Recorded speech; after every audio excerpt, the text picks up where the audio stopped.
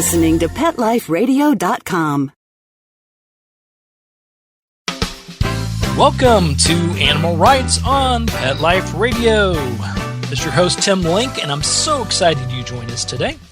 My special guest today is best-selling author Greg Kincaid, and I'll be discussing his new book, A Christmas Home, a great novel, and we'll talk a little bit about that and other wonderful things that Greg's been up to and some of his writing that's going on. So it's going to be a great show. Everybody hang tight, and we're going to break quickly for a commercial break, but then we'll be right back with Greg Kincaid right after these messages. You're listening to Animal Rights on Pet Life Radio. Sit. Stay. We'll be right back after a short pause. Well, 4 to be exact.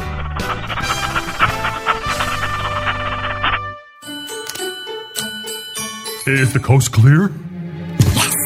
Let's go. Are you sure they went to Petco? Where else would they go? Oopsie. Hey, calm down. I smell presents. Go to PetcoDeals.com and get $6 off your order of $60 or more and up to 40% off hundreds of holiday items at Petco. That's PetcoDeals.com. Go now. Uh-oh, step on it. Okay. Oh, not on my tail. Petco, where the pets go. X-Power is a global brand that offers a complete line of stand dryers, cage dryers, and multiple blasters that cater to both home and professional groomers. Designed to be quiet, lightweight, and powerful, X-Power pet dryers will save you time, energy, and money. The X-Power B2 Pro at Home Dryer is the perfect holiday gift for family and friends. Please check out our holiday specials at viperpet.com and amazon.com. For more information, visit xpower.ws or call 855-855-8868. Let's talk pets on PetLifeRadio.com. Welcome back. Welcome back to Animal Rights on Pet Life Radio. This is your host, Tim Link, and joining me now is Greg Kincaid. And we're here to talk to Greg about his recently released book, A Christmas Home. Greg, welcome back to the show. Well, it's a pleasure to be here, Tim. Thanks for having me. Always a pleasure. Love your writing. Love what you're doing. And tell us a little bit about the premise behind the latest book, A Christmas Home. Well, this book involves the same family that showed up in my last 2 Christmas books, but it's about 6 years later than the Dog Named Christmas book. And Todd has been very happily working at the Crossing Trails Animal Shelter, and he's doing some really great things there. And he has a girlfriend. Life is great until somebody, like we might call him a politician, that's a good word for a bad guy these days, decides to cut the funding, save some money, and so they close the animal shelter. And Todd has no job. He feels pretty much abandoned, and he has to not only worry about himself, but finding homes for 50 or so dogs and cats. And the book goes on the adventure of how he goes about doing that and saving the day. Exactly, and it's really sort of a parable or a metaphor for, I think, a lot of us right now, how we feel as far as, you know, our financial future, where to work, our job security. It's kind of a scary thing for all of us. So I think that was certainly in the back of my mind writing this book, is some anxiety all of us have about those issues.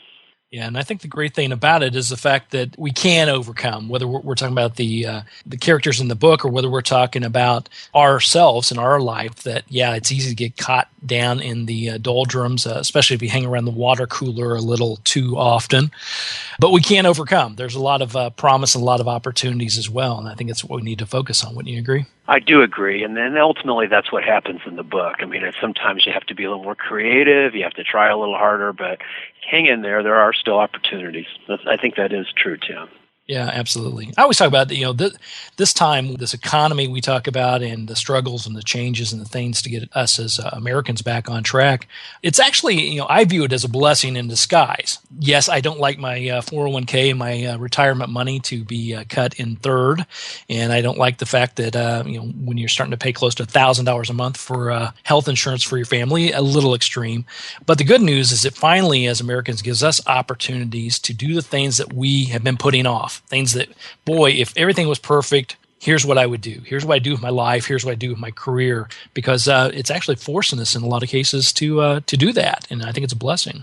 I think that's right. People reinvent themselves, and I kind of had this idea that I had fun with in the book. Although I didn't push the point too far, but we're all familiar with the concept of outsourcing, where we take these jobs and we take them overseas. I think we need to come up with this new concept, dog sourcing, where we find jobs for dogs, and I kind of like the idea of Todd, finding, and we see this so much in the literature now, where it seems like every month or two you read what dogs can do that we didn't realize they can do, and it's really a fascinating subject that I wanted to at least touch on a little bit in the book. Yeah, absolutely. Well, we know our dogs love jobs. And I think we view their jobs as being sort of, watch the house, keep my slippers handy, these type of jobs. But it's really, I think, from humans, we underestimate all the wonderful things they can do, and the fact that we can put them up to it virtually any challenge, and they tend to overcome it. Yeah, I mean, some of the things I've read about what dogs can do is just continues to amaze me. Everything from sniffing cancer to seizure dogs to, it just goes on and on and on. The things that I think, my guess is over the next 30 years, we're just going to continue to realize that dogs are capable of an awful lot. That's right. And dogs and cats will rule the world. Probably better than us. Yeah. Yeah, exactly. As if they don't already. That's the right. They rule my world. Yeah. You got that right. So now this book, A Christmas Home, as you mentioned, is a prequel to A Dog Named Christmas, which was a Hallmark Hall of Fame movie, a great, great movie. In putting together the prequel and doing this in a series of books, how is this different? How do you keep it fresh? How do you remember what you wrote a year or two back when the last book was published?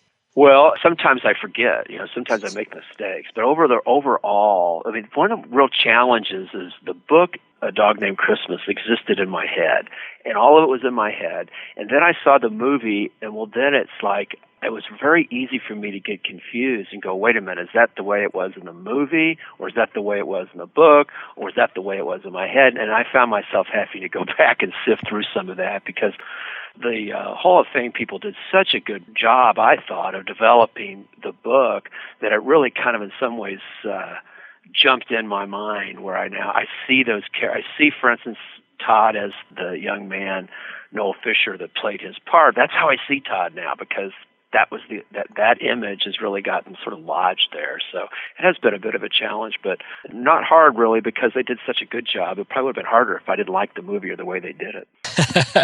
Now, when they put together the movie, did they consult you a lot on that, or was it sort of a great concept, let's take and run it from here? More the second than the first, but it wasn't so much that they consulted, but they were very good about saying, this is what we're going to do, and I hope you like it. And I think if I'd ever thrown a real fit, they would have listened to me. But at the end of the day, the producers of the movie, they buy the rights, and they're polite, but they own it at that point, and they can do with it what they want. I think I just got lucky that they really liked the treatment that I had in the book, and so there wasn't a lot of conflict. I remember one of the bad reviews I got, not too many of them, but one of them I got, the critic was trying to really make a point, and he said, this book just reads like one big, long Hallmark card. So, okay, we plead guilty.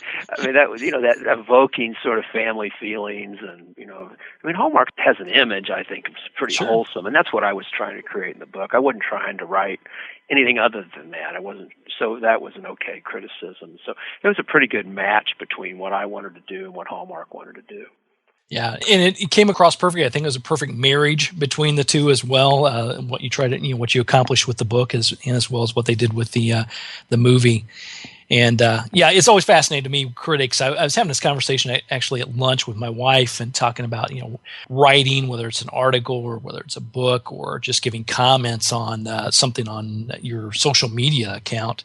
If you've got fans, as they call them, or people that follow you or sort of like your stuff, there's still going to be critics. There's going to be people that have to give some sort of an input that is totally negative. Personally, I don't know how you feel about it, but I'm okay with that. I'm okay with that as long as it's constructive, as long as I get something out of it that, hey, you're right. Maybe I should have done something a little bit different, and I'll use that for my purpose for the next book. It's just the ones that make a comment without actually having a basis for what that comment's about. Yeah, I also, the thing that, I mean, this is sort of, maybe I shouldn't care, but the thing that irritates me, I think, is there are certain books that I know I'm not going to like. I mean, there's certain genres, I'm not a romance novel reader. And if somebody gave me a romance novel to review, I'd say, no, that's not fair. That's not the kind of literature I like at all. And sometimes I think, some of the reviewers that don't really get this genre, this little niche, and they're trying to make a Christmas gift book just has a certain feel. It's not supposed to be about heroin addicts hanging out on the street corner, trying to decide who gets the last quarter between them, or that's just not this genre. And maybe it's not always the most realistic thing in the world, but it's realistic enough, and it's supposed to be hopeful and more about how we wish the world was necessarily than exactly how it is. Yeah, exactly. And it would be nice if we could have 365 days a year of feeling good and being hopeful and being of promise. But at least we could do it for Christmas and expect that out of a book. And I think you did a great job with it. Well, I agree. Thank you, Tim. All right. Well, we're going to take a quick commercial break, and then we'll continue our conversation with Greg Kincaid right after these messages. You're listening to Animal Rights on Pet Life Radio. Sit. Stay. We'll be right back after a short pause. Well, 4 to be exact.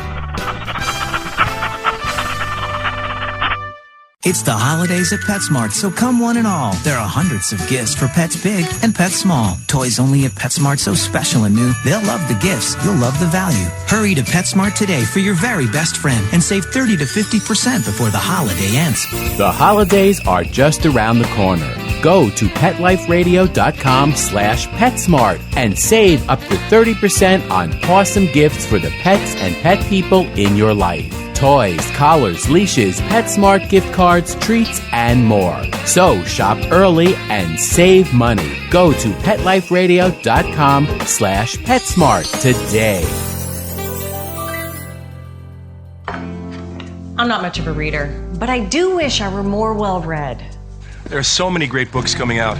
I wish I could find a way to keep up. Audible.com makes it easy to stay well informed and catch up on your reading simply by listening. Audiobooks from Audible turn downtime into uptime.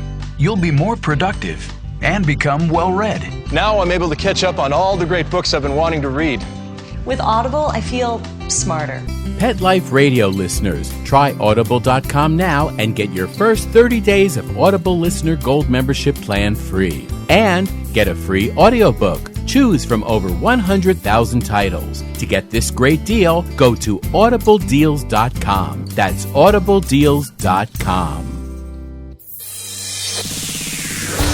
Coast to coast and around the world, it's Oh Behave with Arden Moore. Find out why cats and dogs do the things they do and get the latest buzz from wagging tongues and tails in Rin Tin Tinseltown. From famous pet experts and best-selling authors to television and movie stars, you'll get great tail-wagging pet tips and have a fur-flying fun time. Oh Behave with America's pet edutainer, Arden Moore. Every week on demand. This is the place for a special paparazzi treat. Only on PetLifeRadio.com. Let's talk pets. Let's talk pets On Pet Life Radio. Pet Life Radio. PetLifeRadio.com. Welcome back. Welcome back to Animal Rights on Pet Life Radio. This is your host, Tim Link, and I'm here with author Greg Kincaid talking about his latest book, A Christmas Home. Now, Greg, after I always like to ask this of authors. Sometimes they may have a foresight of what they hope the book accomplishes and what they want the readers to walk away with. Sometimes you find out after the book's done that it was totally different than your original vision. But after our readers read the book, A Christmas Home, what do you hope they do walk away with? I think we touched a little bit on it, but I could develop a little bit more, a hopefulness that even though the economy's tough, even though that opportunities seem to be limited, and even though we may be frustrated with our government right now, we still have a lot to be hopeful for. We still have a lot of opportunities. When I did the research for this book, I visited a remarkable place. It's in Washington, Kansas. It's a place called KSDS, and they train shelter dogs, not shelter dogs, to become service dogs and guide dogs and social dogs. And it was this incredible place, and I had so much fun visiting it. And I thought to myself, they must have a list of like 800 people that want to work here.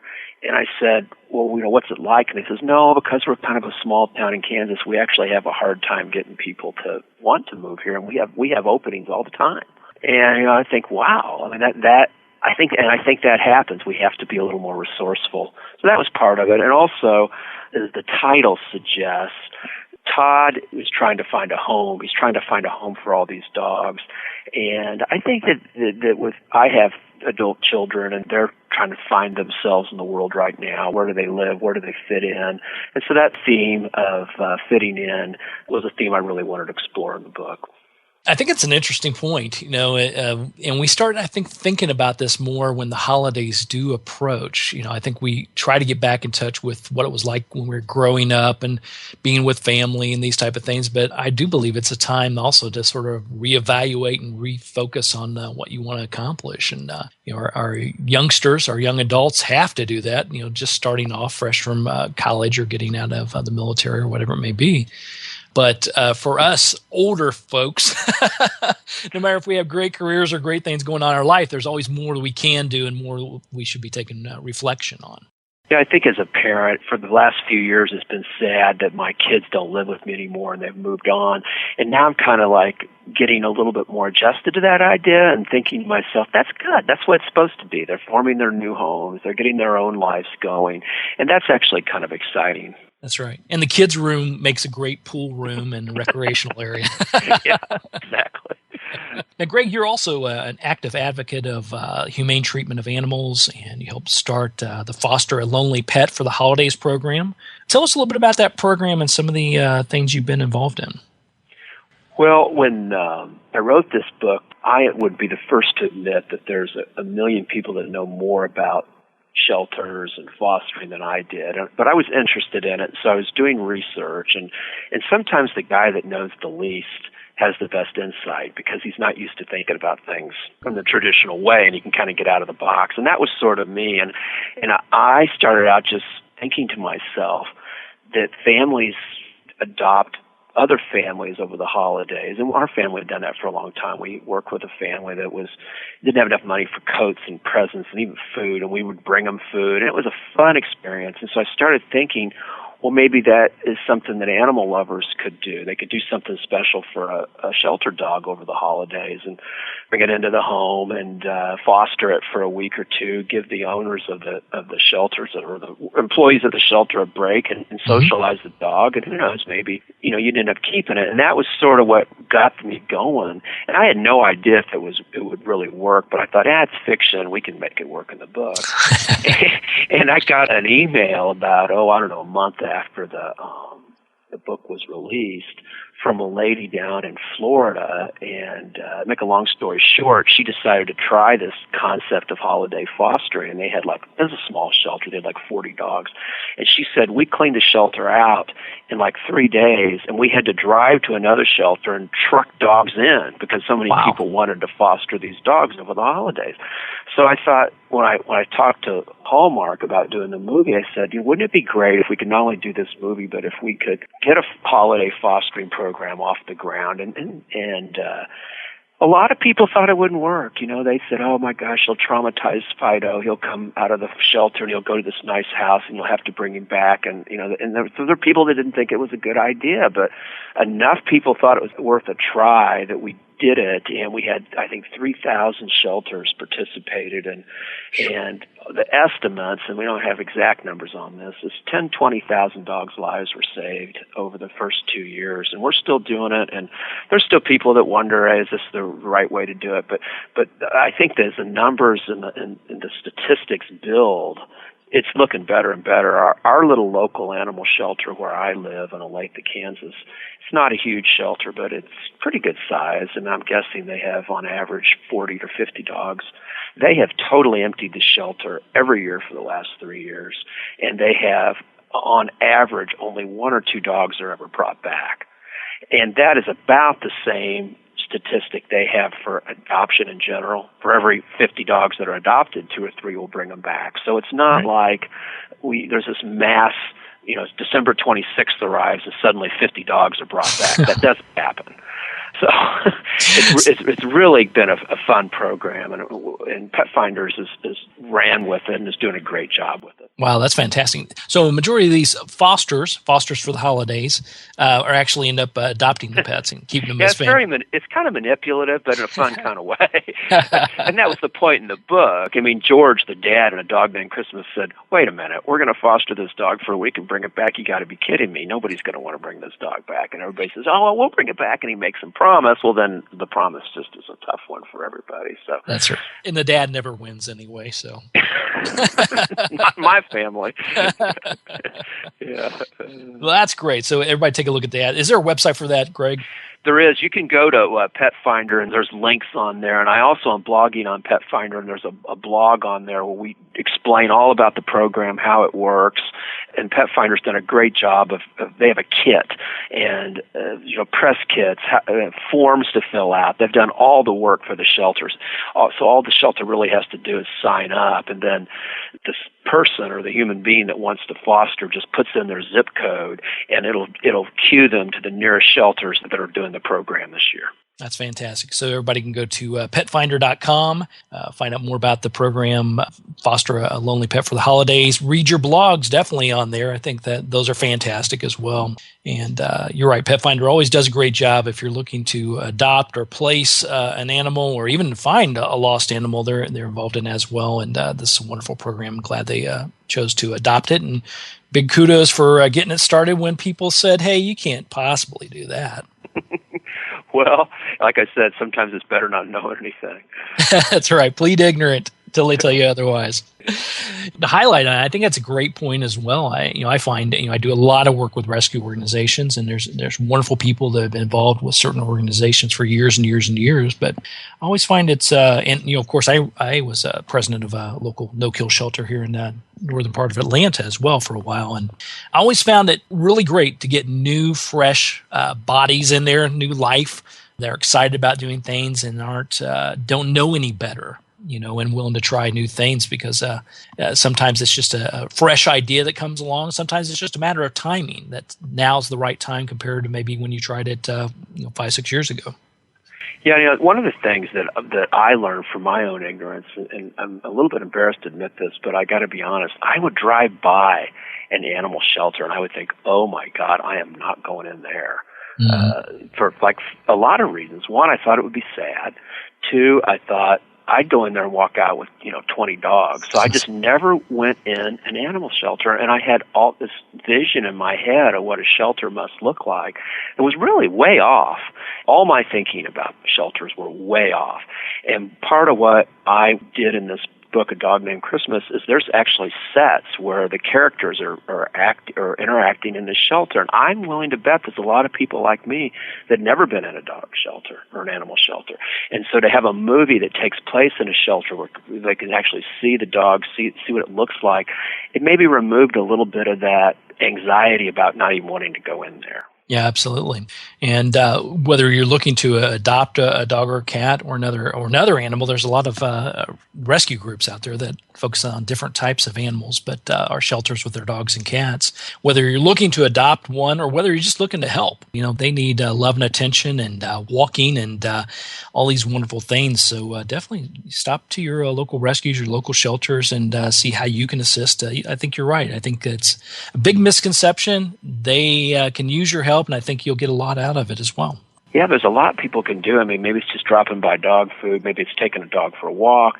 Maybe it's a check for $50. I mean, there's a lot of things you can do short of walking out with 10 dogs. Absolutely. I mean, we used to have every month we had orientation days where people that thought they may want to get involved but not sure how or what they want to do, they'd come by and we'd give them a tour of the facility and they'd play with the dogs and cats. And it's a little bit of everything. If you have IT skills, if you run your own website, guess what? All the shelters and rescues, they have their own websites. They post on locations like petfinder.com, so they need help in that area as well. So there's literally, if you have a skill set or a career set that in place, they more likely can use your help.